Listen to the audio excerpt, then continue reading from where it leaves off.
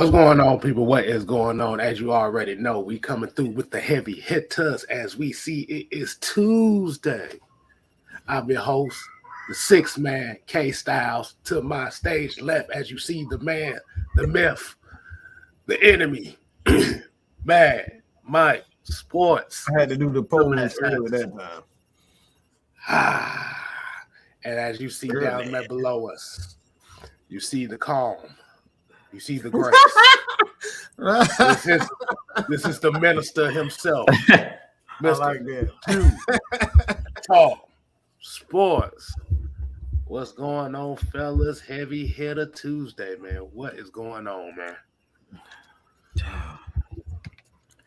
Excited. A lot to talk about, bro. A lot to talk about. I'm very excited. And look, we getting back in the swing of things. We almost at training camp. You know, that fresh grass start getting cut, start getting hot outside. Hey, y'all know what time it is. Oh, yeah. Oh, boy. And before we start this show, man, as you see my water bottle here, you already know what time it is. It's time for what, Mike?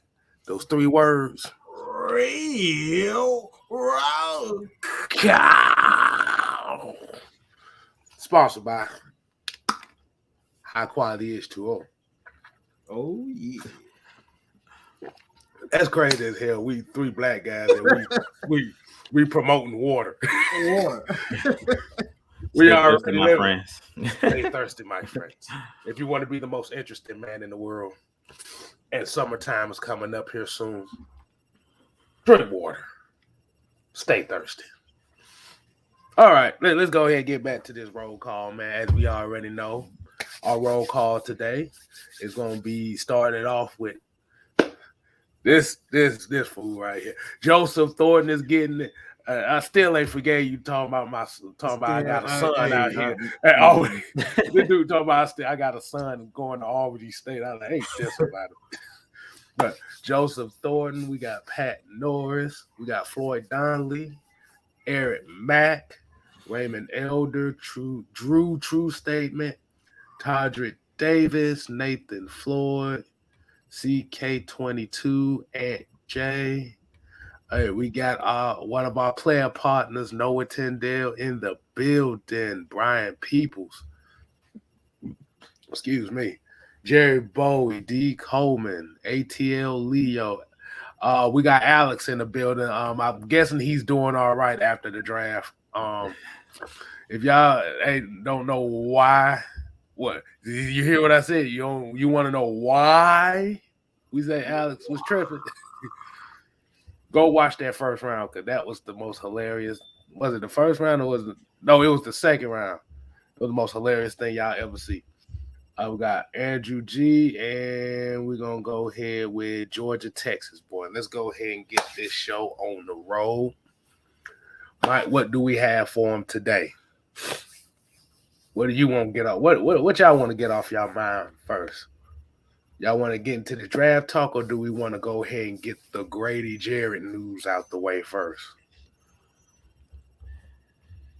Don't matter. Probably Grady, because I think the draft, we can go a lot of different directions with the draft. Mm-hmm. All right.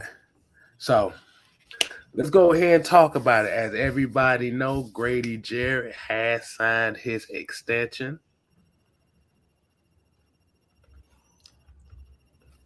What does that mean?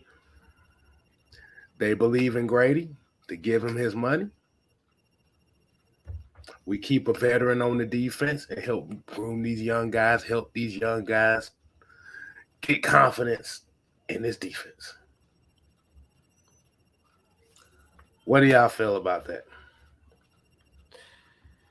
You know how I feel about it. I did a video earlier talking about Grady, and you guys know we always say it starts in the trenches. The trenches matter.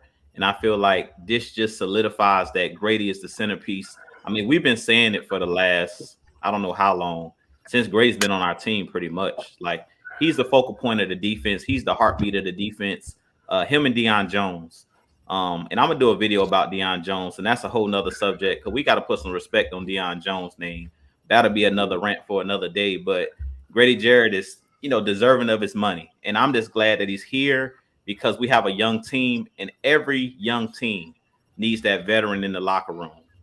He's been to the mountaintop. We didn't win the Super Bowl, but him and Deion Jones, those guys have seen success. So you need guys in your locker room who are veterans because we got a very, very young team. So those guys, especially Grady, he doesn't say a whole lot, but he's a guy that leads by example.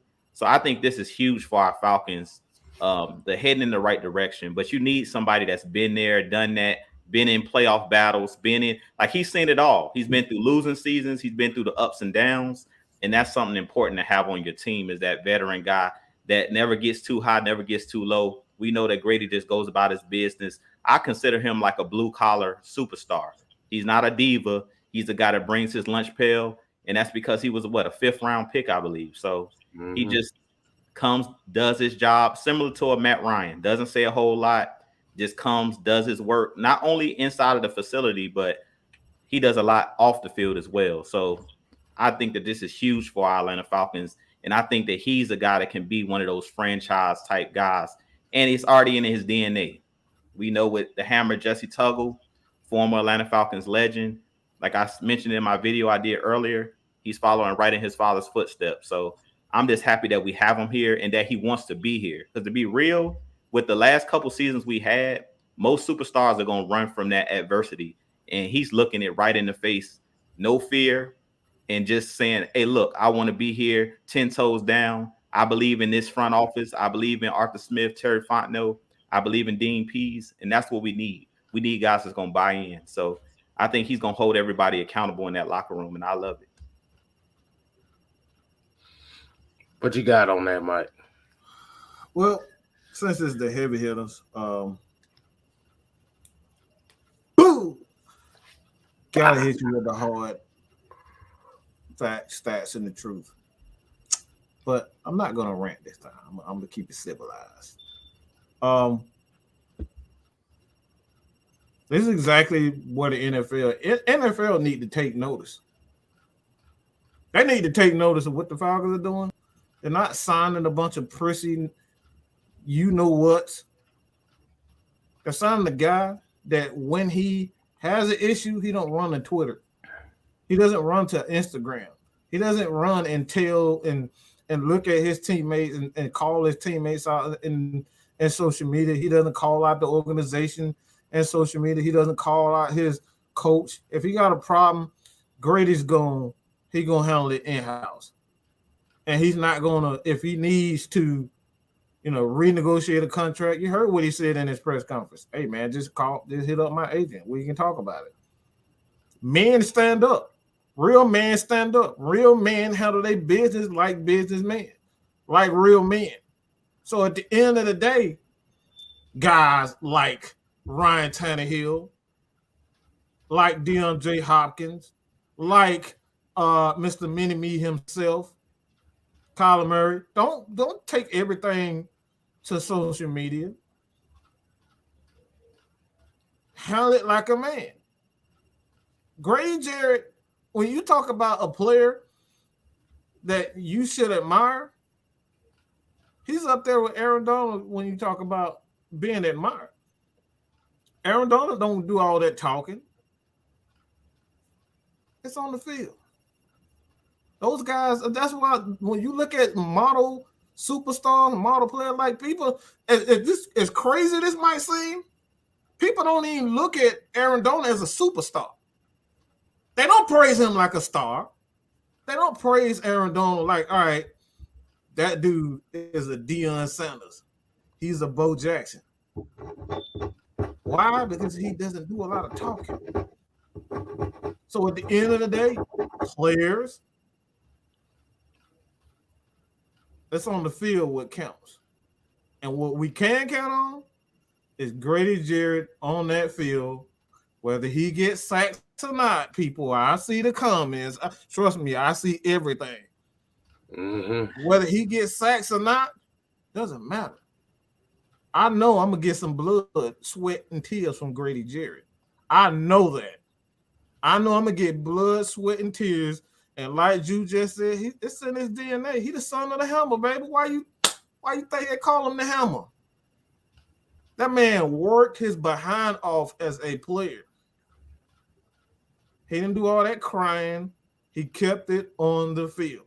So at the end of the day, the Falcons did the right thing by giving Matt Ryan, all right, doing the right by Matt Ryan, letting him go off in the sunset, giving him that $200 million contract. They did right by that because guess what? Yeah, I'm gonna talk about Matt Ryan. Yeah, Matt Ryan deserved that. Why? Because he's one of those guys that you don't have to worry about calling out they play, calling out organization, calling out the fans. Yeah, you don't have to do that. You don't have to worry about that. So at the end of the day, that's what you want representing your franchise, and they chose right by and another thing too. It's a little bit long, but they did the right thing by signing Jake Matthews. He's another one of those guys. They don't do all that talking. You ain't got to worry about Jake Matthews calling out his offensive line after they played like trash. You don't have to worry about that. What you do is get better, and you do all that complaining in the back. If you got something to say against your teammates and your organization, you do that in the back. So that's all I got to say about that, man. This is probably the best. And we talk about guys that, that they wanted to represent this organization. Perfect.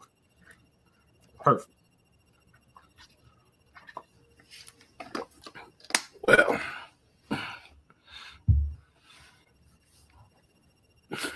let me just say it like this. And we know we all hear it, the sack numbers and the Pro Bowls and things like that. It's all about, and y'all said the perfect word, it's all about what he represents as far as what you want to teach the young guys. I mean, yes, like I said, yes, statistically wise, it looks like a mediocre career. It looks like mediocre numbers. Mm-hmm. The tape don't lie.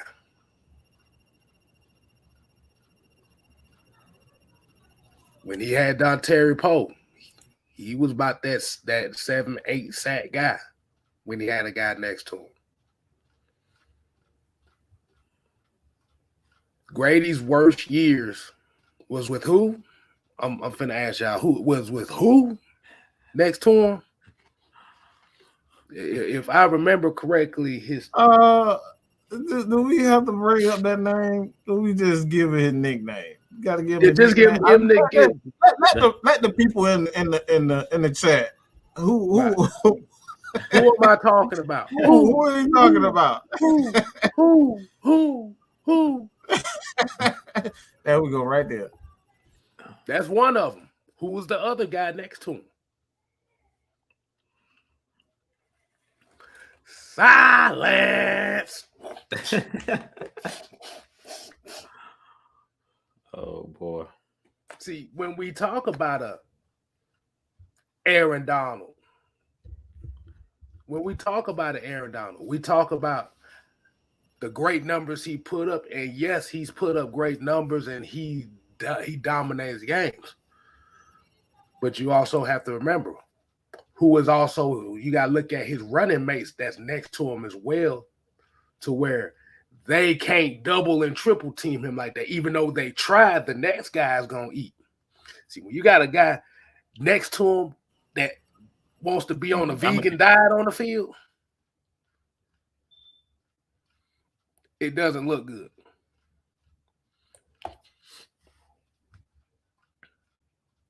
And plus, Grady was one of the first guys that just told Julio after that whole shit that happened, like, Julio who?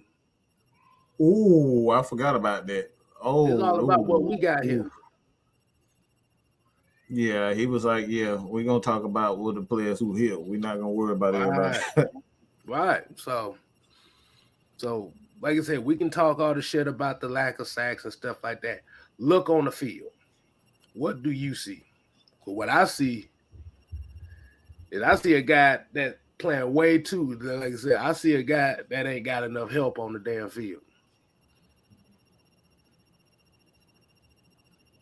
Your second best sack artist is Deion Jones, the same guy most of you motherfuckers want to get rid of. Led the team in tackles for losses. Right. Like we want to get rid of it. Right. So, shouts out to him. Definitely well deserved. We're going to talk about some of the players that was brought in as well that can definitely help him out. But hold on, man. We got a $10 super chat. Rodney H here says, fellas, we may have a top 10 defense. Teams will no longer be able to triple team Grady. He has help. I mean, even if it's a top 10 defense or not, it won't be I don't want to see them be a bottom feeder team against the run. Because that's going to be the biggest thing of all. Like I said, they just need turnovers. They need to stop the run. Boom, boom, boom, boom, boom, boom. That's all we need. But definitely appreciate that. So let's go ahead and get into what everybody here is wanting to hear us talk about. Let's talk about our thoughts on this NFL draft for the Atlanta Falcons. What was the theme of this draft? I'm gonna ask both of y'all a question here, and I'm gonna answer it too. What do you feel like the theme of this draft was? What's your grade on it? And who was your favorite? Who is the player to watch as far as this draft? We're gonna start with the minister, let him preach. So everybody get ready to pass the collection plate. We about to get schooled here. Oh man. For one, we'll start with a grade. I'll give them an A for a grade, and I've been seeing that from Pro Football Focus. All of the media outlets are giving us, an A, and I'll say it's an A on paper because we haven't seen these guys actually play on the field. So I'm careful when they talk about grades. I'm just going by what I've seen, out of the guys that they drafted and the way that they drafted. I think that they were very strategic in the players that they picked and when they picked them. And I'll give it a grade of an A for now until we see these guys on the field. Now, I think after the season, we should do a revision and talk about after the season what the grade was after the season. Because right now on paper, I'll give it an A though. The theme to me, and this is just me personally, they went after players that can come in and help us now. Because we know that we're kind of bereft of talent, especially on the offensive side of the ball, as far as the wide receivers. Like, I think, we all wanted Jordan Davis with that first pick, but I kept mentioning Drake London. Drake London is the guy that I keep hearing. Drake London is the guy that I think he's going to be a matchup nightmare. If you pair him with Kyle Pitts, and I was saying this probably a month before the draft, all of us was talking about it. Like, once I seen Drake London's tape when we doing the prospect videos, I said, yeah, that guy's special. Like, it was just like when I seen Kyle Pitts for the first time. Like, we all three of us have an eye for talent. As we talk about the eye test, I just had to watch one highlight reel of Drake London, and I'm like, yeah, this dude's the real deal. This guy's going to be special. And I pretty much think that he's another version of a Kyle Pitts. Like, he's a freak of nature, and you don't have to have a great quarterback because of his size. You just put the ball anywhere in his radius, he coming down with it. I mean, when I was looking at his tape, I'm like, he wins 90 to 95% of, the contested balls. And that's something that we seen last year that our wide receivers couldn't do, is they couldn't create separation and they couldn't catch the ball contested. Even the Calvin Ridleys of the world. Calvin Ridley was our number one wide receiver early in the season, but how many passes did we see Calvin Ridley consistently drop? And we're like, that's a routine catch. Like, Mike, he had a whole rant talking about the difference between Calvin Ridley and like a Julio, where like Julio will go up and break his neck to catch the football. And this dude, Drake London, the first thing he said is, I'm fearless. I know I'm going to take a hit. I know I'm going to take big hits, but I'm fearless. I'm going to go up there and make tough catches. He's not afraid. He understands how to use his frame, because there's some guys that are big, but they don't understand how to use their frame. And he's a guy, when I watched him on tape, I'm like, I fell in love with him because of the way that he's able to adjust his body. He plays with great balance. And I think that him and Kyle Pitts together is going to be special. And I know in our division, we play some really tough defenses. Like, I know you guys seen the Saints just got Tyrann Mathieu, and they're physical with their corners. Lattimore and those guys like to hold. But if you just put that ball up, you got Kyle Pitts, you have Drake London, you got to have receivers that are physical at the point of attack. And we know the Saints and those corners, they like to hold. But when you got big guys like the Kyle Pitts, like the Drake Londons, they feed into that type of game, or that physicality type of game. So I really love the Drake London pick. Even though I wanted that nose tackle, I wanted Jordan Davis. I think that was a huge pick of us getting Drake London, and he was my favorite guy out of the draft. All the guys we drafted, I think he's the best player right now. Like, I think he's already kind of polished and ready to go. I think you drop him in this Atlanta Falcons offense, and he's the best receiver on the team. Other than Kyle Pitts, he's the best wide receiver that we have, if you want to label him a wide receiver. But just in general, I'll say for the defense, I love the Arnold Ebiketie. I love him out of Penn State, and I also like the D'Angelo Malone pick. I think those two guys on the edge are going to be special. I really think that those guys, if they develop, I really think that they could be special, especially Ebiketie, because I think he's the most raw out of the two. I think D'Angelo Malone possibly will come out and be more polished at first, because to me, he has more pass rush moves at this point. But I think if you work with Arnold Ebiketie, give him time, I think he's just like Ogundeji, that he's going to be one of those guys that's going to be special as well. And he already has the raw talent. So I want to leave some for you guys. So I'm going to stop right there, because I know we got a lot to talk about. We had a lot of draft picks, but I'm excited. I'm going to say that. I'm very excited. I'm very intrigued. But I think the Drake London pick was really, really, I think that was the best pick out of all of the guys that we got, because he's coming in day one. He can get you 1,000 yards in his rookie season. We just seen Kyle Pitts make a Pro Bowl in his first season. And I think with Drake London, he's a guy that can get you 1,000 yards right off the bat. So you ain't got nothing to worry about. You drop him in this offense, he can line up inside or outside, and he's going to expose whoever you put on him, because a linebacker can't match him, a corner can't match him. Nobody can match up with a one-on-one. All right. But before I go in next, I'm going to go and hit this $5 super chat. Dirty Bird for Life said, what do you guys think about picking Drake London at 8? Hearing in the blogs that we drafted Kyle Pitts again. What do you think?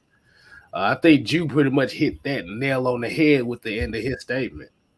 I mean, if you essentially look at the if you actually look at the games that Drake London played in, he had a terrible quarterback throwing him the football. Bro, it gave me Reggie Ball vibes. And for all the 6 Georgia Tech fans in Georgia, remember, Reggie Ball couldn't throw the ball accurately worth a damn. And that's kind of like, when you see that going on, you really see the special talent that Drake London can be. Like he said, catch radius is off the chain. He ain't alligator arm and shit, so I'm cool with it. But as far as what I think the theme is, I think they went with the same thing from last year. They just tweaked it a little bit. And that was like you said, it was versatility. Like, versatility just comes with it. It was like versatility and progress, because you got a lot of guys that are raw, but no, and athletic as hell. Let's just put this straight up into point. When you look at Drake London, you see the athleticism. That's the basketball player comes out of him when he's on the field. On the Ebiketie, he is a violent rusher as far as using his hands. Troy Anderson, what I don't know what the fuck to call him. We don't know what the hell he is. He looks like he tosses cows in the farm, but when you see him play on the field, he played like an inner city kid. But hold on, wait a minute, hold on. Let me go ahead and highlight this right quick. I think one of y'all have a new member in Kai the Kid, the games. Pick up the pieces. Definitely appreciate that, man. That the love is always there. But yeah, I think it's like versatility and athleticism, man. It's definitely what the theme. I give this draft A because you've essentially gotten guys that have high ceilings, but you didn't have to reach for. And that is like the major concern that was coming into this draft as far as when it comes to a lot of these players is where the Falcons going to reach for people. You get Drake London with the first pick. That's right around that area where he was about to get picked. Arnold Ebiketie. You actually got a steal for a second round pick with that one because he was a first round graded talent. Troy Anderson was right around that area. Desmond Ridder, he was a second round talent that you got in the third round. D'Angelo Malone, right around there. I mean, it's all over the board. And these guys are some ballers. I fuck with it. And also the guy that I'm looking for out of this draft class is Tyler Algier, man. He's going to be crucial for this draft class because with them releasing Mike Davis, he's going to have opportunity to bring that physicality to this team, bring that mindset to that backfield.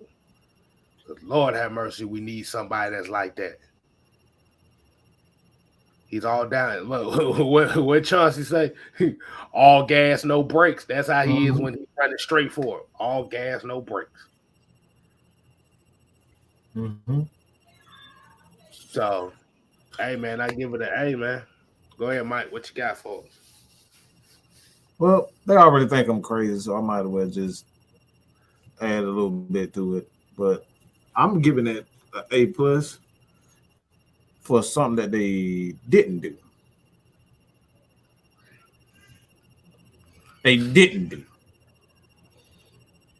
I'm giving it an A+ for what they didn't do. And what they didn't do is add to a couple of positions where these guys needed to have time. You never know what you're going to get, all right, if these guys don't have the time to actually prove that they can play. You didn't add to the offensive line, and they shouldn't have added to the offensive line. Why? Because we don't know what we get from Hennessy. We don't know what we getting from Dahmer. We don't know what we getting from Caleb McGarry at this point. Even when they decline it, we don't know he could turn out to be a Pro Bowl list if he just suddenly get it. We didn't add to the room. We need to figure out what we have right now, and these 5 guys, if they can't make it happen this year, then we know we need to go get another offensive tackle. But we don't know we getting Hennessy. We know what we got in Chris Lindstrom. We don't know what we got in Caleb McGarry at this point, and we don't know what we getting from Mayfield. So why would I go out and bring another rookie into a situation we don't even know what the other rookie is? And that corner. What's the point of bringing in another corner when we have a all-pro corner, and I'm calling him all-pro? And AJ, why? Why are we doing that? Why are we bringing in guys like Sauce? That would have been an ignorant way to go. I know a lot of people are like, "Nah, bro, we need Sauce." Like, no, we don't know what Casey. We know what Casey Hayward is at this point. He's a solid corner at this point in time in his career. So we know that. We don't know what we're gonna get in from Richie Grant. We don't know what we're gonna get from Darren Hall. We don't know what we're gonna get from it's a deep offer. Like, bro, we got all these corners. So I give him an A+ for not bringing in another rookie and just seeing this is about wasting money and wasting picks. We wasted picks and we wasted money for so long with this organization. Do I gotta gotta bring up Denis or not? What the hell do we? Why do we draft him if he wasn't gonna get no playing time? We know he wasn't gonna get no playing time, and we drafted him anyway. This is the reason why I say I'm falling in love with this regime, because they're not wasting draft picks. It's a waste of draft picks if you're drafting guys you know they're not gonna get playing time. Foolish. So I give it an A+ for two things, and another thing I gotta say this too. At this point, we don't know what Mariota is gonna be. And we went out and got a young quarterback that has some promise. So at the end of the day, we covered a lot of bases. We covered a lot of things with not doing things and the things that we did. So all the way around, you got to get these guys opportunity to play, and they're not gonna get an opportunity to play when you got Sauce Gardner on. It's like you would have wasted like 3 or 4 picks, just like 2-3 picks right off the bat in Hall and Richie Grant if you would have drafted a Sauce Gardner or Darius Stingley. It was just it's the thing that you don't do that in the end you can say, dang man, if I would have got this guy, ain't no. And then we wonder why guys like Brett Favre end up becoming great, because y'all just wasted a whole bunch of picks on guys they weren't gonna get no playing time. That's why the guy like Brett Favre and Aaron Rodgers end up becoming great, is because they put all these dang superstars, all these good talents on one team. So I give it an A+ for what they didn't do.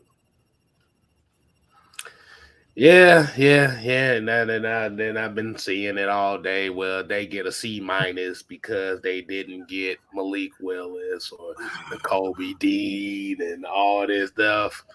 I was about to say, bruh, and this is another thing that I want to point out about the Atlanta Falcons, and I say they definitely ain't shit for this. This is why I say they antagonize the hell out of the armchair Twitter GMs, because the first thing they asked before the draft was, all right, Twitter GMs, who do you think we need to draft? Yo, that was wild. That was wild. And that whole thing said Malik Willis. I like, okay, now what's gonna happen if that doesn't happen? Mm-hmm. And that's where you see a lot of these C- and Fs and stuff like that. Yeah, Joseph Thornton. I'm gonna say it again tonight. That's the sit your goofy ass down crowd. That's what we're gonna call it. Yeah, the sit your goofy ass down crowd. Oh man. But yeah, that shit is still going, bro. Everybody's still talking about that. Oh boy. And like I said, y'all can clip that part of it too. For the people that are still mad about not getting such and such, you tell them, sit your goofy ass down. That's what they need to do. Exactly. But as we already knew about the draft class, pretty well constructed. Is there any undrafted free agents that y'all have? Make sure before we get to this, make sure y'all go ahead and continue to subscribe, follow, hit the notification bell on Mad Mind Sports. Jew Talk Sports, and your boy Six Man K Styles. Um, hey, I'm getting close to these guys right now, so hey, y'all help a brother out, y'all. We Oh getting yeah, there, man. We getting there. we But getting there. y'all make sure y'all leave y'all questions in here too, because we got the Q&A segment at the end of the show. But okay, so that was a little 10-second live commercial, so we good. So out of the undrafted free agents the Falcons have picked up on, I'm gonna let you start off with this. Out of that list, who are you most intrigued by? Ooh, I gotta say Brad Hawkins. I gotta say Hawkins because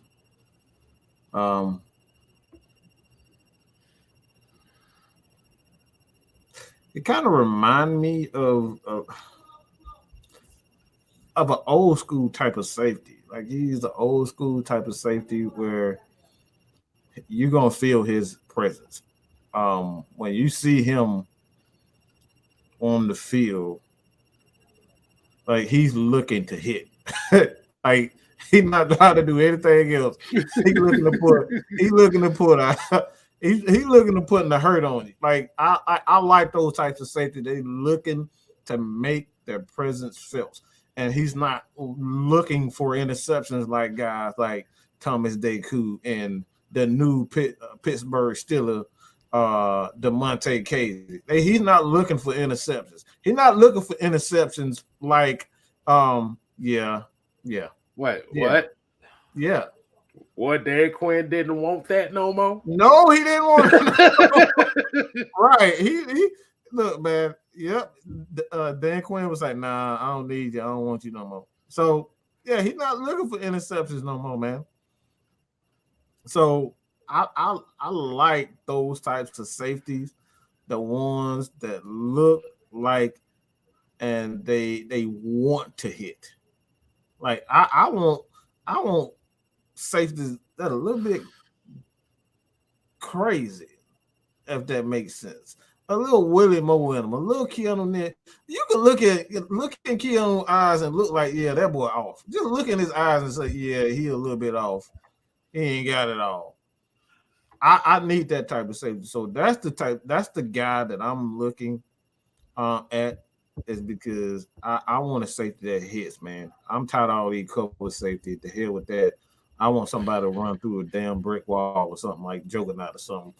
You know what I'm saying? Like I need motherfucker ready to roll through. I'm dead serious when I say run through a wall. If you say, hey, here's $1 million, I need you to run through that wall. Look, that's what I need on my team. And that's what I look, because we saw what what's his name? 21 last year. I forget the name. Oh, Ron Harmon. Ron Harmon. Like he was a very good safety, but like I thought he lacked, that hard hitting. And I think like a lot of teams weren't afraid of that.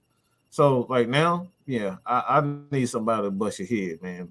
I need some head busters on my team, bro. With some head busters. With some head busters. I need that, bro. We need some people who look like Arthur Smith. Like, let's be real. That motherfucker look like he looked like he cuckoo. Okay, that's what I need on my team. And when I look at Brad Hawkins, that's exactly when I see his game. He's not trying to do nothing. He's trying to seek bodies. That's he trying to hit people, bro. What you trying to say? What you trying to say? He the hit man. He the hit man, bro. Oh man. All right. Drew, what you got, man? What you got? Any one of those undrafted free agents that catch your eye? Yeah, I thought she was gonna go before me because we talked about it a little bit before the show. Oh, I got another one in mind, so go right ahead. Oh, okay. I mean, you guys know I always start in the trenches, and we didn't get Jordan Davis. Look, big Jordan Davis, as I always call him. So they went And look, we went to the Family Dollar. They went and shopped off the dollar menu. Hey, look, but they went and got a big boy, Timmy Horn out of Kansas State. I went and looked up. I just wanted to pull up his stats so I can see how big of a guy he is. 6'5", 330 pounds. Yeah, that's what we need next to Grady Jarrett. That's what we need next to Grady. So I think he's making the 53-man roster just because of size alone. Like, you can't teach that kind of size. And that's what I'm talking about. We need that beef up front. Let's just be real. We need those big boys up front. We need those big uglies, because I want Grady to be able to eat. Like, if we want to see Grady eat like he's supposed to, we need to get that big guy that can plug up the middle. Like, that's not what Grady should be doing. Grady should have a different role on this team. And I talked about it a little bit in my video earlier that I did on Arnold Ebiketie. It's like, you need those big guys. And we know that Dean Pease gives each player a particular role. To me, Grady Jarrett's role is not to be a guy that's taking up double and triple teams. Like, we already know that Grady's not the biggest guy. Grady's special ability is his ability to get after the passer, his ability to make tackles for loss. So if you want to get the best, you want to see the best version of Grady, like we saw in 2016, when he had, Rasheed Hageman, when he had those big guys inside that could take up space, we saw the best Grady. Like, we seen him in the Super Bowl with 3 sacks in the Super Bowl, and that's because he had those guys in the middle. So now that you added, or you brought back Anthony Rush, and then now you bring in a Timmy Horn, and this goes back to what Mike was saying a little bit ago when he talked about us not reaching and wasting draft picks. It's like they knew, it was intentional that they didn't go in the draft and take one of those defensive tackles, because they knew that there was a lot of free agents out there, undrafted guys that would still be out there with size, because that's pretty much the same size as Jordan Davis. Now, I'm not saying this kid is Jordan Davis, because Jordan Davis, we know, is an alien. He was made in the lab somewhere, the way that he ran that 40 and stuff like that. But 6'5", 330 pounds, all I need you to do is just sit in this gap. That's it. Don't let nobody touch Grady. Just sit in this gap. That's all I need you to do. And that's all Dean Pease is basically going to do, is just give him a role. I just need you to make sure you hold the point. That's it. Grady going to do the rest. You hold the point, and the convoy is coming. The guys are coming behind you. The Deion Joneses, the linebackers that we have, they're going to float to the football. All I need you to do is just penetrate in the backfield and allow your superstars to be superstars. So I really love this Timmy Horn pickup. I think he's going to be a guy. Him and Anthony Rush are going to be those guys to do the dirty work. We don't need Grady Jarrett being that guy doing the dirty work. Grady is the superstar. We need him getting to the football and getting the sacks and things of that nature. I need the Anthony Rushes. I need the Timmy Horns to just sit up there and take up space and throw people around. Just start throwing people out the club. Just start pushing those guys on the offensive line around and be that enforcer. Like, I was watching earlier, they were showing Charles Oakley. He did an interview with Shannon Sharp, and he got a book out called The Enforcer, and that's pretty much was his job. His job was to protect Michael Jordan. His job on the Knicks was to beat up guys and protect the stars, the Pat Ewins, and that's what I need Timmy Horn to do. Just come on my team and be a bouncer. Be the first one to get off the bus. Be the bouncer. That's what I need. I need them to be Grady's bouncers. That's it. Keep the superstar clean. That's all I need y'all to do. Bro, that's it. That's it. Let the superstars be the superstars. That's it. Man, I like both of those. There's another one that I had in mind. I know Derek Tangelo was one of them, but there was another one that kind of intrigued me the most. And this right here is an absolute weapon that could be used for the Atlanta Falcons. There is a weapon that they picked up in here. Who is this weapon I'm talking about? This is right up your alley, too. I'm talking about Seth Vernon, punter from Portland State. Yeah. It's right up his alley. Y'all should. And the thing about it is, as we already know, the special teams game is very important as far as flipping field position. This guy is a unconventional size punter. I've never seen a punter this damn big before. This dude is 6'5", 235. This motherfucker can play linebacker. That's how big he is. They're already laughing at you. I know they laugh. Oh yeah. Oh yeah. Because this dude literally averaged last year punting the ball 47 yards a punt. 47. 45. Ooh. I know Steelers punter. No, Steelers punter is not that side. I know Percy Harvin III. I know. I'm a tech guy. You ain't got to tell me about the Steelers punter. But I say the one thing about Seth Vernon's that is kind of like a slight on him, but it can be improved, is sometimes he kicks the ball so damn far. He takes his coverage away from the punt. But that's going to be worked with time. That's going to be worked with experience and stuff like that. But motherfucker hang time is outrageous. It's outrageous, bro. Like I said, anybody that's averaging 46 yards per punt for an entire football season is something serious. So, and yes, he's real unconventional too because the city of Atlanta better be happy because you got a black punter now. So just be happy with that. You got a black punter now. I don't know how many teams can say that. Exactly. You got that's what I said. They gonna be happy to see. Well, we gonna find. Well, they not gonna be happy to see that because it ain't Malik Willis. They don't give a shit. But you have a leg there, and he will over time start getting more of his coffin corner game on point. Like I said, he'll flip that field position for the Falcons defense, and the defense is gonna love it. So I'm gonna go ahead with that. I know that was unconventional. I know that was like, really, we talking about punters now. Y'all go look at some of the punter is huge. Like, trust me, we lost a lot of games last year. We lost like 2 or 3 games last year because the punter sank quite a few. Right. That's why they had to bring in Thomas Morstead because they needed somebody that knew how to place it. Mm-hmm. You know, right now the only punter we had on this roster was Tom Maggio. Dom Maggio. Like, who? Yeah. Who? Yeah. Exactly. So I do it like that.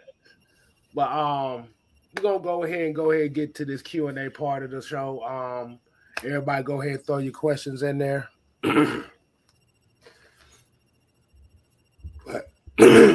My bad, y'all.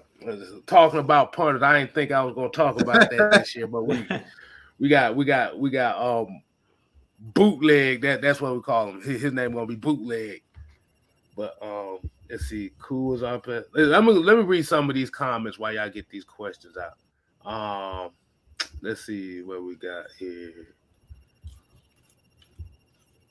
Make Fumble here said, move Schaefer, the left guard, move Mayfield, the right tackle, trade McGarry for a third. Ain't that damn easy, bro. What y'all think on that? I know we've been. When it comes to the offensive line, I think they'll give them one more season just to see what we have. I mean, we talk about it all the time. Chemistry is the main thing for offensive line, is being able to gel. So I don't think that it's like you said, Kay, it's not that easy to be able to get rid of somebody because if McGarry's not playing well, who's giving you a third rounder? Like, he has to prove that he can play. So at this point, I think that they'll keep him for the full season. God forbid if, I think they're going to compete regardless because you guys know that we brought in Infetti from Seattle, I believe. So it's going to be competition regardless. But I think you just roll with the same five. I said that last season. Mike said the same thing. Like, let these guys gel. It was Mayfield's first year, Hennessy's first year starting at center. I think you got to see what you have in these First guys. year as a play call as well. Right, in a new offense. So you got to give these guys a chance to gel. So I think they'll come back with this. Like, personally, I think that the same five will be out there week one. God forbid, knock on wood, any injuries. But other than that, I don't think that Infetti or any of these guys are going to outplay the guys that we currently have. Even with Schaefer that he's talking about from Georgia, I think he's really physical. And what I like about him is his size, because he's like 330.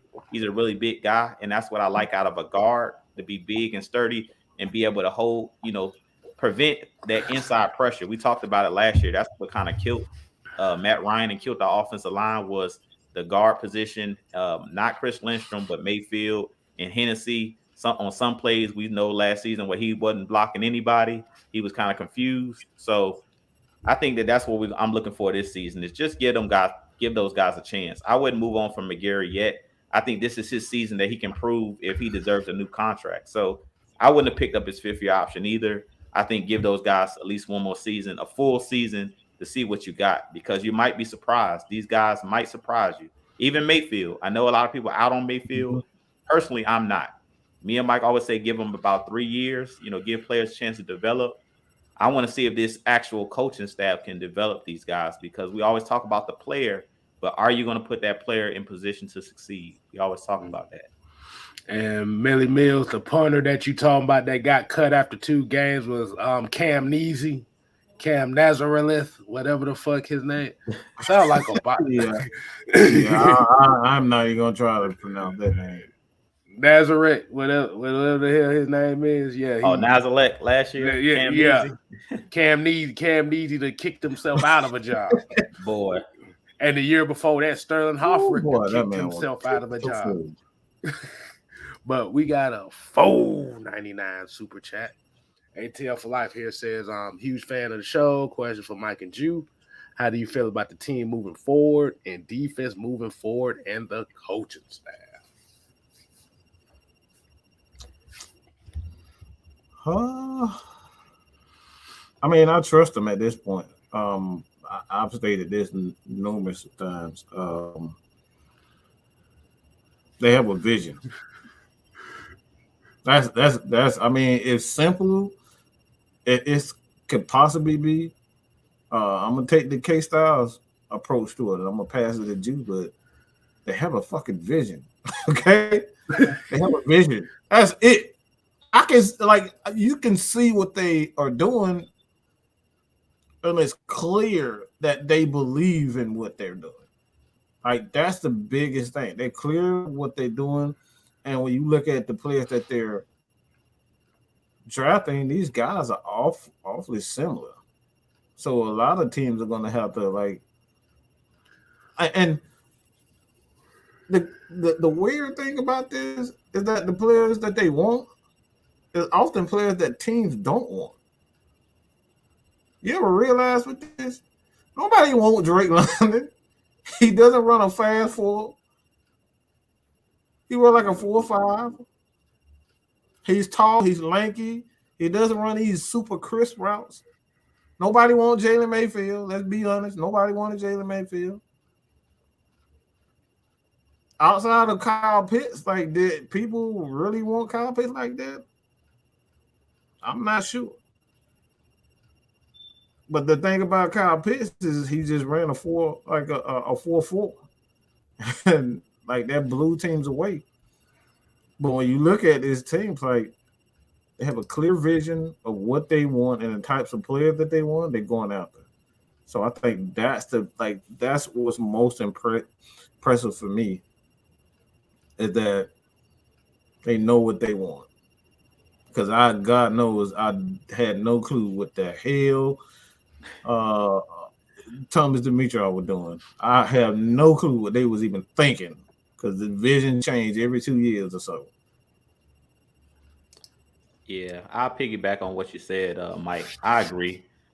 They have a vision. They're getting players that fit their scheme. And you guys know, when I talked about Drake London, the first thing I noticed was He's similar to AJ Brown. That's the first thing I compared him to. Like when I seen him, I'm like, he's bringing that same Tennessee Titans offense to Atlanta, and that's what I like. Like you said, we always talked about it, and the word Mike was looking for is identity. What was our identity under Dan Quinn? Nobody knows.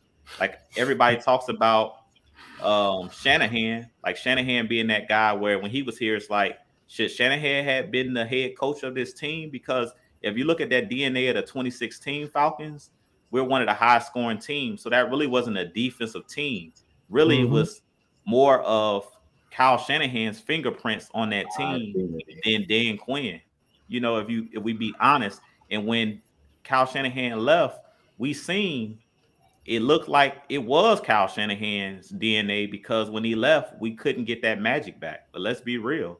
The offense went down the drain when they went backwards and tried to bring back Dirk Cutter.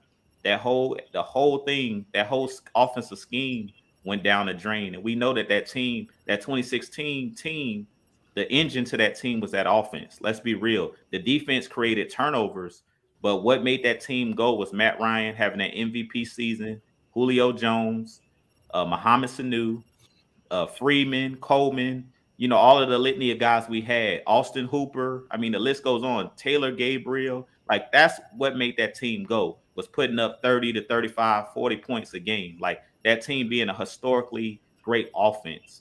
So at least with this team, we know, and that's what I talked about, wanting an offensive-minded coach. At least now you know. Being that our head coach is Arthur Smith, we know that what he wants. He wants a tough, hard-nosed team in the trenches on both defense, and we see what he's trying to build here in Atlanta. I want big, athletic, you know, offensive weapons, which he had in Tennessee. I want guys that are not afraid to go across the middle, are able to make contested catches, and guys that are going to be able to run out the catch and want to be able to establish a running game. I mean, we see it. So that's what this team is going to be: a tough, hard-nosed, smart team. Because one thing that they keep talking about is players' IQ. That's something that I keep trying to bring up in my videos. Terry Fontenot keeps repeating that. Dean Pease keeps repeating that. It's not about just being athletic, but you have to have IQ. If you're athletic, but you're dumb and you don't know what the opponent is doing to you, your athleticism, you know, means nothing. So I really think that that's what they're building. I like that. But we got a $9.99 super chat. Kojak Man Tucky came in here. He said he was sorry for joining late in the conversation. That's okay, man. As long as you here. He said, who is the most you're excited for in this draft and why? And give me one you don't agree with or may hate. Ooh. Very in-depth question. I like that. One you don't agree with. Well, if I'm gonna be real, is the one that I don't agree with, but I don't necessarily hate it. It's the first pick, honestly. Drake London. I didn't agree with picking it. I think we need to, as you always say, address the trenches. So like I'm most excited for him, but I actually did not like that pick at all. Like if you would have saw every last one of us when we saw what the pick was, Jew, myself, everybody was like, are you kidding me? We getting another wide receiver?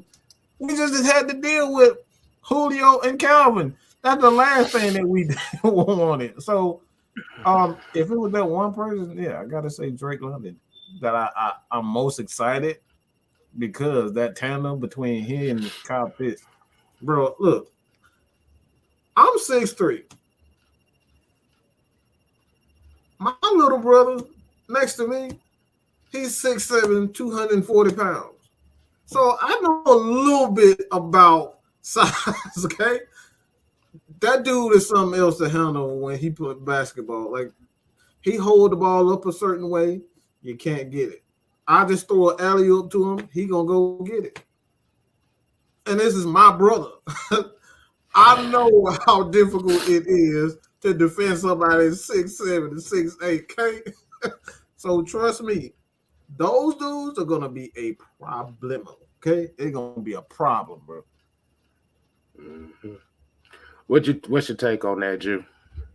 I'll say the pick that I was like, who in the world and what is this was the Troy Anderson because I didn't know anything about him. Like I didn't just my initial was like, who is this kid out of Montana State? But then when I actually went and looked up his highlights, I had to kind of eat my words because at first I'm like, who?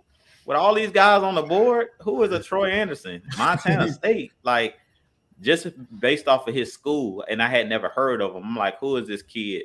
But when I looked up his actual highlight reel, I see why the Falcons fell in love with him. Just looking at his tape, this dude looks like he's the ultimate. When we say Swiss Army knife, we call CP the Swiss Army knife. This cat played offense, defense, special things. I said, this is Taysom Hill part 2. And I seen that dude. I said, we done drafted Bobby Boucher. This dude plays some of everything, bro. This dude gonna be able to be the water boy. I said, man, this dude here. Mr. Court Clyde.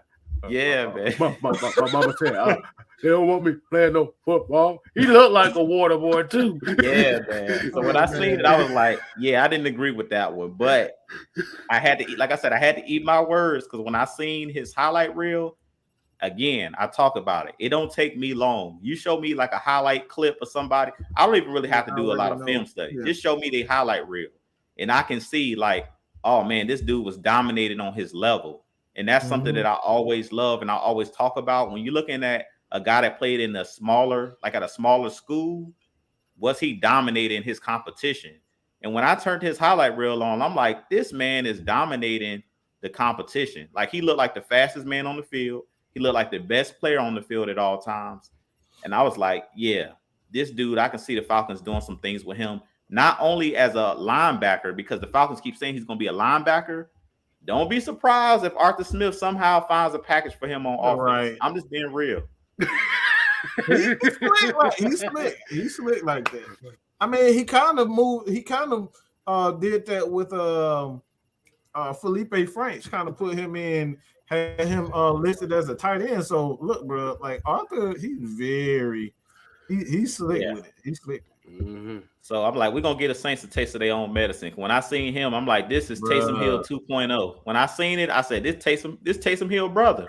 This dude is he's an athlete. He's an athlete. I mean, to run the fastest 40 at the combine, a 4.41, dude 6'4, 240 pounds. Yeah. And they say he was a quarterback. So he has the IQ, he's a linebacker. I'm like, yeah, and I seen somebody earlier in the chat say Brian Urlacher. I'm like, yeah, he has the makers to be a really, really good linebacker as well. So wherever they put him on the field, like Mike talked about, I said we need players that can play now. And looking at that guy, you can plug him anywhere. Special teams, offense, defense, he can do it all. And he's definitely not going to be a wasted pick because they already interviewed him. They said, well, what position you play? He said, I can do whatever the coach want me to do. Whatever room they place me in, man, I wouldn't be surprised if this man can punt. As Case I was talking about a punter, he probably can punt too. Oh man, yeah. Because you got to think about what Troy Anderson. This is what a lot of people don't know about Troy Anderson. He was a freshman of the year at running back.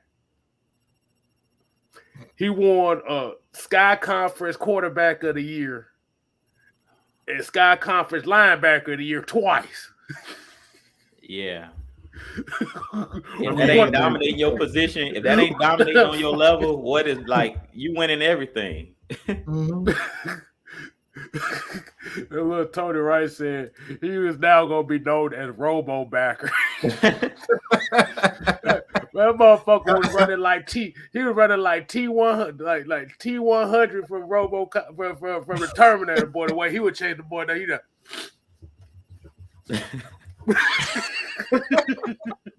Yeah, man. That dude, he a football player. Right, that's the ultimate Swiss Army knife. I don't think I can use Swiss Army knife no more. When I seen him, I said, yeah, that's the ultimate Swiss Army knife. Man, just seeing him hawk down that receiver, I was like, what the hell is that? That ain't no damn man. That's a damn deer. Hey, Like that dude was bro, he did it with ease. He just did it with ease. I was like, am I seeing what I? Yeah, that dude is an android, bro. That's Android 16 in disguise. I'm telling you, for all my Dragon Ball Z fans, that's Android 16. Damn that. But we got a $5 super chat from the Lonely Wolf who howls alone at the moon. Well, that sounds like a song I've heard before. But we appreciate it, man. He said, I love how people are hating on Anderson, and he's faster than most wide receivers. At 6'4", 243 pounds at that. If I'm going to just put it like this. If I can't outrun you while I'm talking shit, then I'm immediately scared. Because if I'm gonna talk shit and run, I'm gonna make sure that dude can't outrun me before I start talking shit. So if you can't outrun Troy Anderson, yeah, you might want to be scared of him. That dude can literally, it's like trying to it's like being in the club with them big ass bouncers and you looking at them, it's like, yeah, I might want to think twice about starting some shit tonight. When you get this big old 6'5", 300-pound guy who can run like a damn deer. Yeah. And to that last part of the question, Kojak, you said the one player that pretty much everybody said it was the Drake London pick because it was just one of those things where we was more so thinking more defense, more trying to add one of those premier pass rushers. But the reasoning behind it is what I can understand, because the one thing nobody's really talking about when it comes to these receivers, look at this, look at the market for these receivers now. Ooh, Jesus. That fifth-year option is crucial. That means you essentially can pay this guy on his rookie contract and options for at least 5 to 6 years if need be.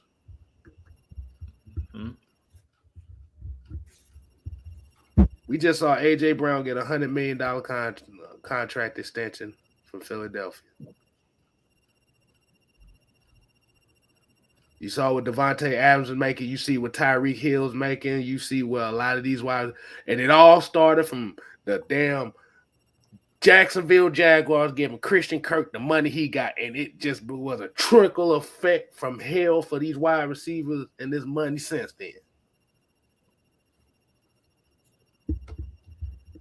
And another thing you got to think about, Kay, is like with these wide receivers now, we're seeing them come right into the league and perform. Like if you look at the Jamar Chases, you look at the Justin Jeffersons, like these guys are coming in and they putting up Julio Jones numbers. They putting up Devontae Adams number. Like you have Jamar Chase come in his rookie year and get to the Super Bowl and pretty much ball on everybody. Like we've seen what he did to Jalen Ramsey, who is arguably, they say, the best corner in the league.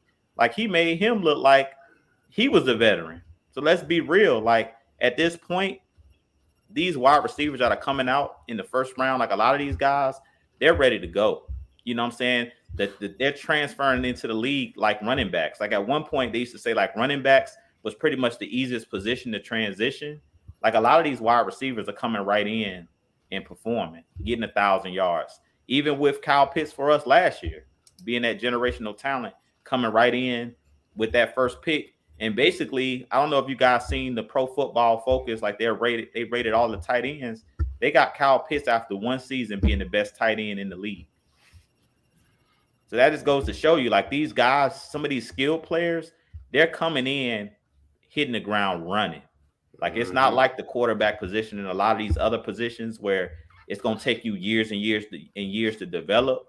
A lot of these guys are coming in ready to play. So like you said, you better off just go ahead and getting these guys on these rookie contracts instead of trying to pay these veteran guys, $100 million. And Lonely Wolf came with another one. He came with a $2 super chat. He said Calvin really wants a contract extension for $1,500. Boy, he fumbled the bag badly, bro. I ain't even gonna tell no lie, boy. Calvin probably looking like, God damn. Yeah. I done fumbled this bad, bro.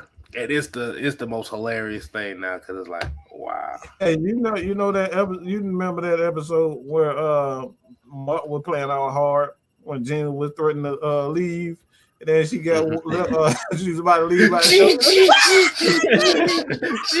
was the best. That was actually the pot. That was the pilot episode too. I remember. I was just watching that earlier. Bro. That was the pilot episode. You're like, stop. She said, "Fuck you too, then."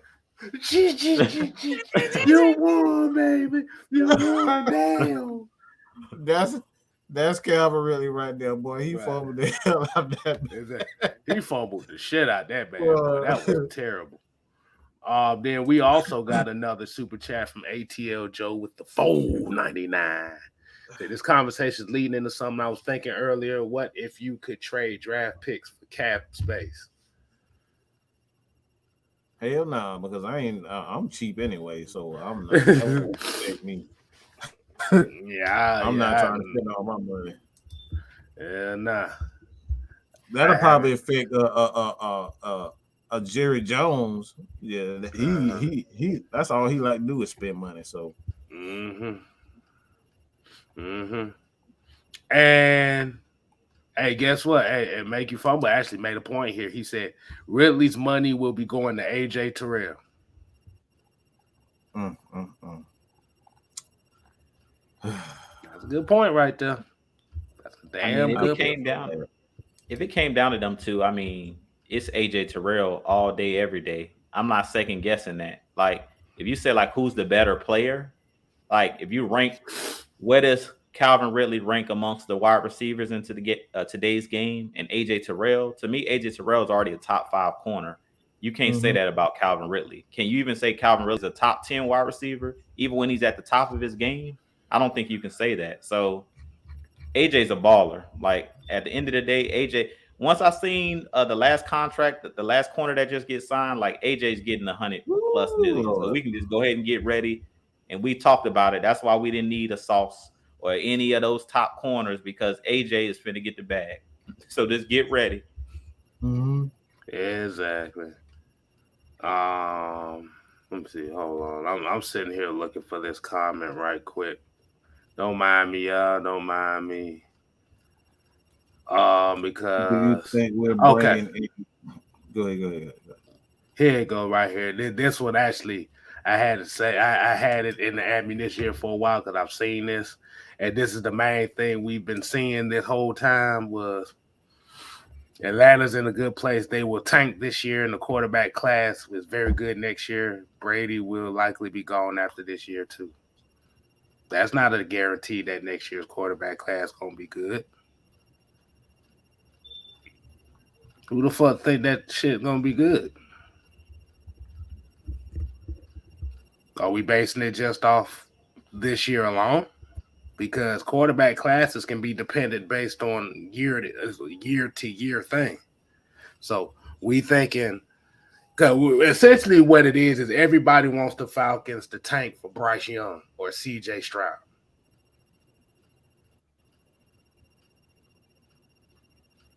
What if I told you the number one quarterback for next year's class might not be neither one of those two?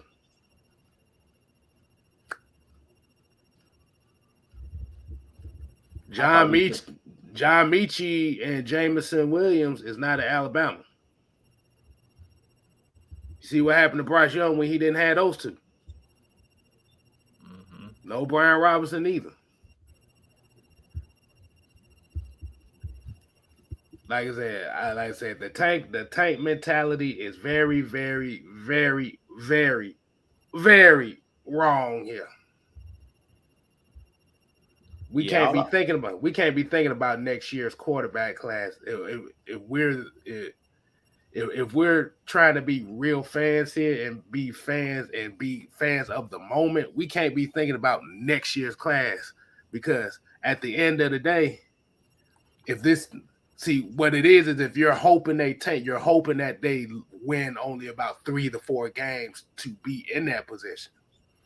But then by doing that, you're basically wasted a pick with Desmond Ridder, who is the system fit for Arthur Smith. Those two guys are not guaranteed system fits. So you're thinking because they run and they throw, that's it.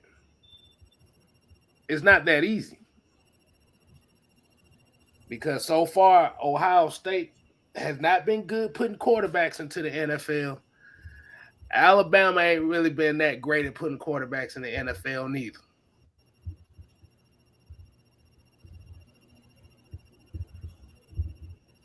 Go ahead, Jude. No, all I was going to say is with him saying that, talking about us tanking, I'm like, well, why did we draft Desmond Ridder? Like, I thought that put all of that quarterback talk to bed. Like, you guys know that I wasn't the biggest Desmond Ridder fan, like out of this draft class. But after watching and looking at his tape, he might be the heir apparent. Like, to me, he's similar to a Marcus Mariota, and I think he can make all the throws and he can run. So I don't know why the Atlanta Falcons fan base, some of these fans don't like Desmond Ridder or want it. I understand. I was a Malik Willis fan too, but let's just give it up. It's over. Like and we talked about it. This is the bad guy era. They give it up. They picked Desmond Ridder. Like, he's the guy that they wanted. So let's just be Falcons fans. At the end of the day, they like Desmond Ridder. They figured that Desmond Ridder fit this team better and fits the scheme better. Arthur Smith, if he wanted Malik Willis, how many times did we pass on Malik Willis? He went in like the 3rd round, right? 3rd or 4th round. We passed him like 2 or 3 times when we were up. Well, we could have took Malik Willis. They didn't want Malik Willis. They felt like Desmond Ridder was that guy. And I feel like Desmond Ridder fits the scheme. Let's just be real. And I don't really understand what the hate is for Desmond Ridder. To be honest, the guy's a winner. Hold on, I want. Look. Hold on. I gotta ask Brandon this question. I gotta ask him the question. So, if Malik Willis was the pick, would we be talking something different? I don't want nobody else to answer. I want him to specifically answer that right there. If Malik Willis was picked, will we be saying the same thing?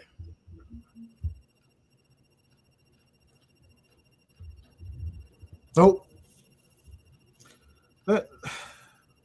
Because if we're talking about he couldn't complete a pass against Alabama, I'm about to say he really didn't have that bad of a game. Would you rather have a guy struggle against a great defense in Alabama or a guy that struggled against Army?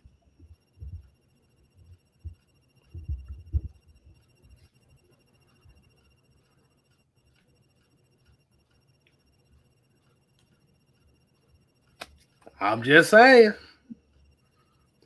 What did Malik do against Ole Miss?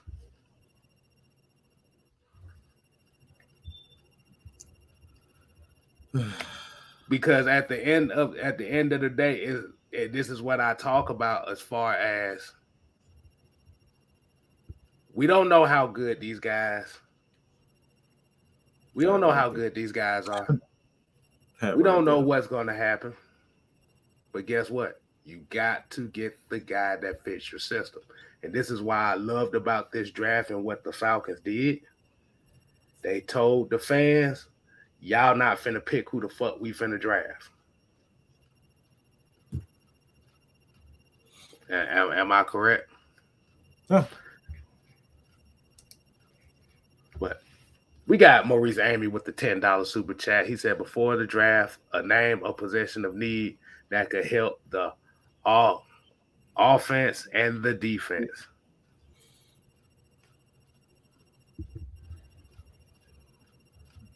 I mean, like, they help the offensive line, defensive lines. Like, yeah, I'm trying to think about that. That's kind of. I mean, I keep look. It's not about which player can help. We keep saying this over and over. This is why Jordan Davis went to Philadelphia. This is why we drafted Drake London at 8. I don't know how many times we're gonna keep saying. I mean, for God freaking sakes, look. This is. Hey! Look, we're gonna do it like this. This is okay. This. Hold on, just give me a second. Give me a second. Hold on. We gotta get. Hold on, everybody. We gotta get our Tai Chi on. We got. Okay. All right. For God's sake, bro. Like, let me just say this real quick. It's gonna be real quick.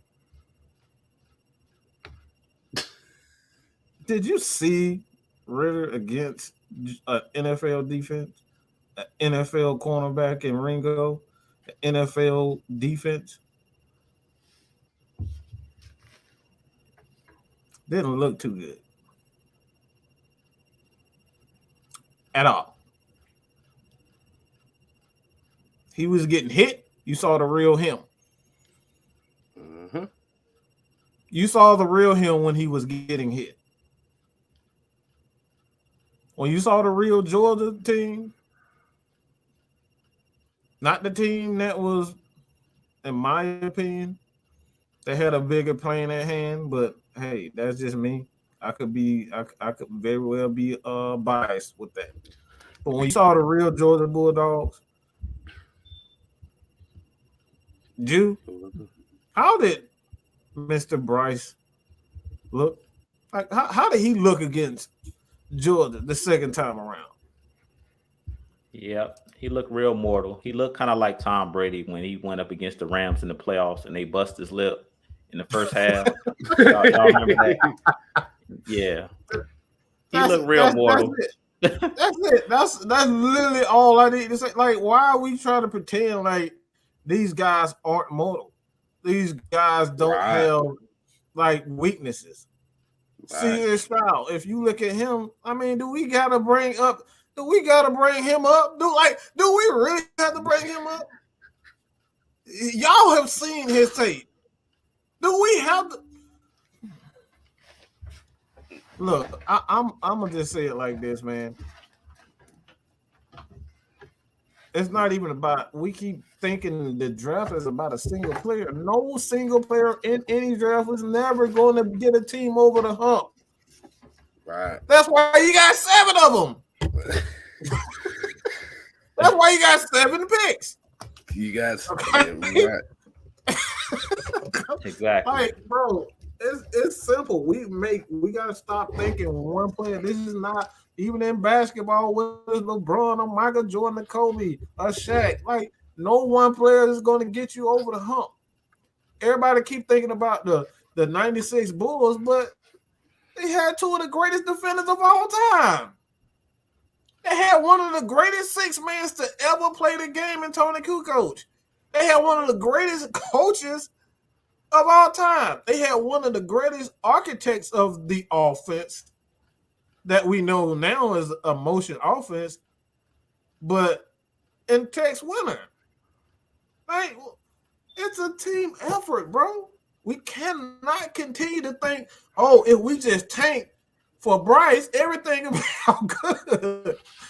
Hold on, let me ask a question though. And like I said, I know I kind of made the thing about the thing. Yeah. Does anybody know what Patrick Mahomes' damn quarterback record at Texas Tech was? What's that? Hold on. Let me look it up because I was looking at something else right quick. Hold on, let me see. Patrick. Let's look up Patrick Mahomes.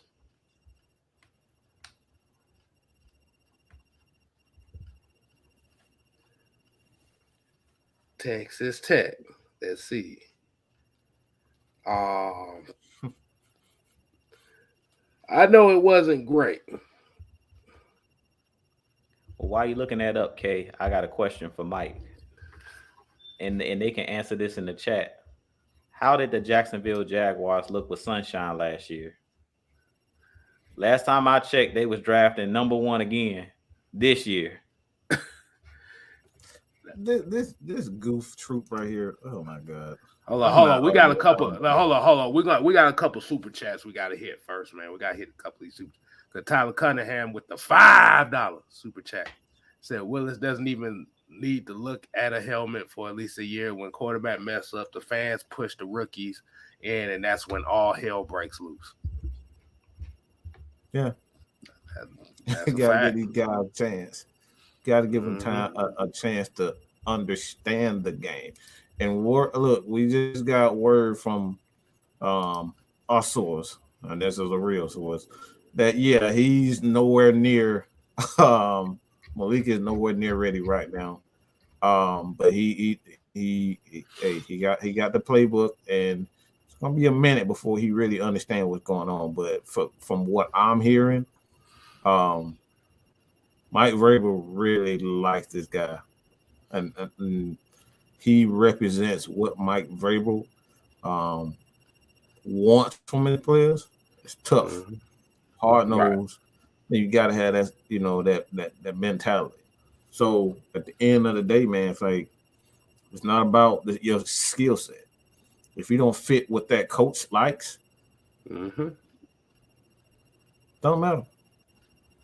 That's how Drew Bledsoe got his job taken.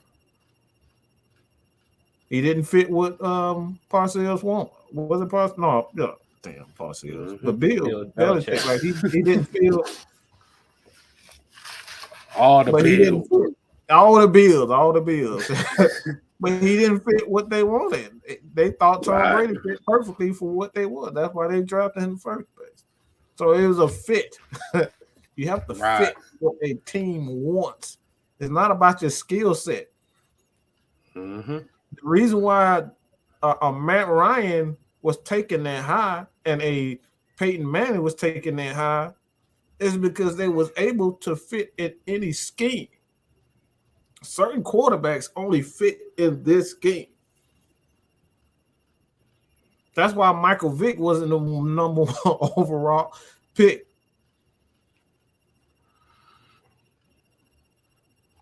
By San Diego, okay? Yeah, we traded up. So they didn't want him. They didn't want him because he didn't fit their offense. So we traded for Michael Vick because we knew what we wanted to be. We had a certain style that we wanted to be, and that's focused on running the ball and playing defense. So you got to, Michael Vick is one of the most talented quarterbacks to ever play that position. His arm strength, the dude is 42 years old. He's still throwing balls out of the damn stadium, and come on, bro. This dude is gifted. So it doesn't matter. None of that matters if a coach doesn't believe in what you are as a player. So at the end of the day, like I said, man, that all that tanking crap, it doesn't work. Tanking never works. Ask Philadelphia right now. And Patrick Mahomes' record at Texas Tech was 13-19. Ooh. Yeah. So guess you need weapons. Yes. Yes. Alabama messing. Boy, y'all Alabama fans, y'all are some funny characters. I mean, Georgia Tech don't be crying because they ain't got receivers. Come on, man. Y'all need to get out. Take the pennies off, bro. Take them off. You don't need them, okay? Jesus Christ. Y'all can you lose in style? Okay, Alabama fans, we didn't have wide receivers. Guess what? We had Mighty Midget at quarterback. Y'all still couldn't do nothing with that. Look. Let's get to our. That's gonna be my closing rant too. I got to speak on the. We're gonna have a closing rant. I got to go. Yeah. Because me personally, hold on. Yeah. D. Sloan here said the skills he learned at Cincinnati to a playoff run means he's trash when his playing time in the preseason. Come talk to me. Come and talk to me. But go ahead. But like I said, we're gonna go ahead and wind it down for the night. We're gonna get our final closing statements. Definitely was a good one. I think we might as well open it up with Mike's rant so he can go ahead and set the tone for us. Man, y'all got to get. Look, I'm gonna just say this: Alabama, take the panties off. Okay, give it to the women. Take them off. Y'all don't need them anymore. Okay, it's okay, man, to lose. All right, you lost. You got your behinds whipped, and this is gonna be a tamed rant. Okay, because this is heavy hitters. We're a lot more professional on this, or at least we try to be. But you got whipped, bro. You got whipped. Like, what are we talking about? Tom Brady got. Have you seen his wide receivers? Most of his career outside of Randy Moss, short and white. I say you say he found his receivers at Traylon Burke's draft party. Like, bro, what are we talking about? They didn't have no receivers. Like, y'all had Alabama, y'all some sore losers, bro. Y'all beat us up for 4-5 years in a row, and you lose one championship game, and y'all act like it's like, oh, we didn't have our receivers. Man, stop. It's okay. You should be embarrassed that you lost to Mighty Midget, that quarterback. Like, you worried about the wrong thing. Y'all might get beat by him again this year. So, Alabama fans, just get out your feelings, man. It's not cute. Y'all got 6-7 rings on y'all hand, 14 rings or something crazy like that. And y'all still up here worried about that. Like, come on, stop. Alabama, get it over it. And I know Jew feel it because he Auburn Tiger fan. They're always talking mess. Like, come on, man. Y'all got Alabama fans are funny, bro. They are funny.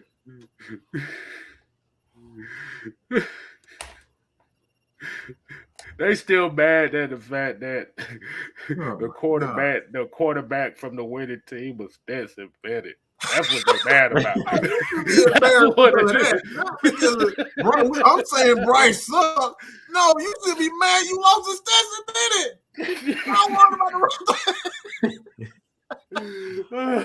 Bro, he 5'5". I don't care that man ain't gonna 5. He 5'5", okay? Oh my God, man. Oh jeez. Oh yeah. But yeah, go ahead, Jew. That's all you got, Mike. I'm good. Go ahead, Jew, man. Go ahead, get your final. I just want to thank everybody for tuning in as always. Y'all make sure y'all hit that like and subscribe button. K on his way to 1K. I'm almost at 2K. Mike, I think what you on only way to 7? Yeah, around 40 something away from 7. Okay, see 40 something away from 7K. So y'all make sure y'all hit the like and subscribe button on all of the channels. Also drop your questions because we do go back and do videos based on your questions as well. But all I want to say is I'm excited. I'm just excited about what this new regime is doing. I'm intrigued to see what this Falcons team is going to be this year. But I'm going into this season. Last year, I said the team was going to the playoffs. I'm happy because this year it's wide open. Like, I'm not making any bold statements. I'm basically just going to sit back and let these guys develop and see what this team is going to be because we're playing with house money. We talked about the Desmond Ridders. We talked about the Marcus Mariotas. So this team, they have no pressure. Like, they have no pressure going into this season. So I'm really excited to see what this young team is going to be. And that's pretty much all I have. But you guys stay tuned because I will be doing breakdowns on each one of the draft picks. I did one on Ebiketie today, and I'll be doing one tomorrow as well. So it'll be on Troy Anderson. So you guys stay tuned. But with that being said, I'll kick it back to UK style. This dude said they couldn't win 6 games without Julio Jones. did. Motherfucker, they won 7 games without Julio Jones last year. What the fuck is you talking about? Man, What? can you release the quote? Release the quote, K-Style. Sit your goofy ass down. That's for you, okay? Oh my God, man. My God, I know you to tank everything in life, bro, but tanking doesn't always work. If your team is that completely bad, it's just completely bad. But bro, you have to How long remember y'all the been Falcons. taking Jew in Cleveland? What's Ever that? since LeBron left. Yeah. They just now getting to the playoffs. You talk about the first time LeBron left or the second time? The first time LeBron left. Damn, I forgot about that. Yeah, it's been 2 times. Yeah. Like we Tanking have doesn't to work. You said it right. We know the tanking doesn't work. I mean, like we said, look at the Cleveland Browns. They've been tanking for their whole existence. And they trying to get rid of their number one quarterback. They tank for Baker Mayfield, and now they trying to get rid of them. They can't even get rid of their number one pick. So let's be real. He just said it's so subtle, boy. Yeah, let's be real. Tanking doesn't work. Tanking does not always work. It doesn't work. And if you look at the Atlanta Falcons last year, this wasn't a tanking team. They literally lost. They literally were 3 plays away from being 10-7 last year. That's not tanking. That's unfortunate. We've been tanking for 60 years in Atlanta. It don't work. This dude threw LeBron James in there. He said Cleveland tanked for LeBron James. I'm like, no, the hell they didn't. Cleveland was not. They sucked. They sucked. Yeah, they sucked. They were just bad. Yeah, they was bad for a couple years. They weren't absolute garbage. No. And then don't speak on Philadelphia. Philadelphia was tanking for the 76ers was tanking them 8 years straight. They just started reaping them benefits a couple years ago. And it ain't really reaping the benefits because I want to add a caveat in there. Mm-hmm. When we say tanking doesn't work, tanking doesn't get you to a championship. I don't care about playoffs. I don't care about conference championships. We talking about a Super Bowl because that's the end goal. Like a lot of people want to say, like the Sixers. Are the Sixers going to win the championship this year? No. So they ain't reaping no benefits from that because Embiid is hurt at this point. He's not even playing right now. So, and we see James Harden, how he looking. So, yeah, it doesn't work. I mean, James Harden, that's James Harden in the playoffs. He ain't shit in the playoffs. That's his game because the thing is, see, he doesn't get the foul calls he normally get in the regular season. Once he don't get those foul calls, he gets knocked out the game mentally like that. And plus, when we talk about tanking, we talking about a mentality. And a lot of those franchises that you say that do a lot of the tanking and stuff, ain't that many championships in there. Why? Because let's be honest. Would you want your team? Would you want to have a team full of guys that's willing to tank? Because what's going to happen is if you start implementing tanking in the NFL, and this is why they've been trying to fight these cases like with the Hugh Jackson thing and stuff like that. Because once you start adding tanking in the football, then they're going to add a football lottery. And I don't think football fans really want that lottery. Nah, I'm good. I'm good on that, bro. We've been complaining about the NBA lottery for so long on why the hell it seemed like the New York Knicks always get the number 1 overall pick. Like, bruh, you can have the 12th worst record in the league and get the number 1 overall pick. It's a small chance, but it's still a percentage to do so. So I want to ask everybody, I'm going to leave everybody with this question. Should the NFL implement the lottery rule?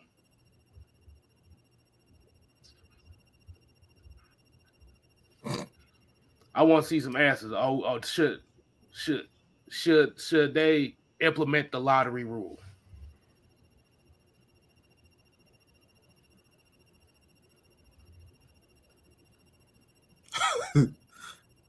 Because according to Brandon Katz, he wants the lottery rule. Cause I damn sure. Can you imagine? Yeah, a little bit of mix. Yeah, It's a little mixed, but people it that sounds saying yes, K, is because they're like, okay, then you know nobody ain't gonna tank, because then you ain't gonna. Yeah. It's no reason to tank because Right. you still might not get the first pick. right. Mm-hmm. Yeah. Like I said, like I said, it's a catch-22. Mm-hmm. Because at the same time, you're looking at, okay, let's say for example, a super good team just had a down year. Let's say the Kansas City Chiefs with Patrick Mahomes and them had a down year where they was like 8-9, and they within that top 13. Woo, boy.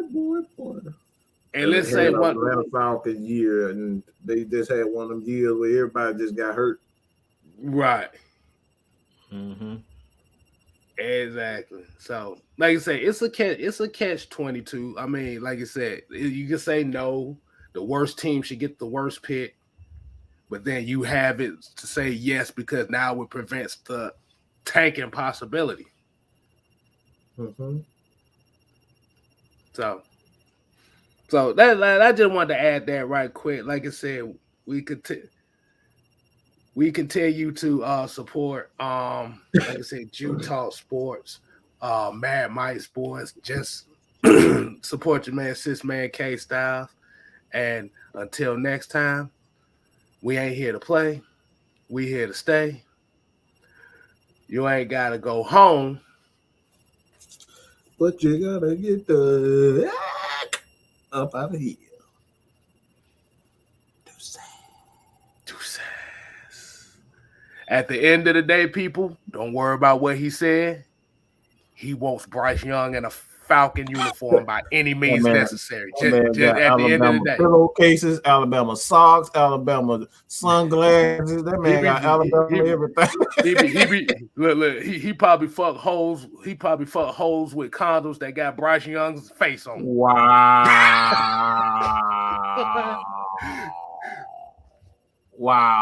wow. K-Style.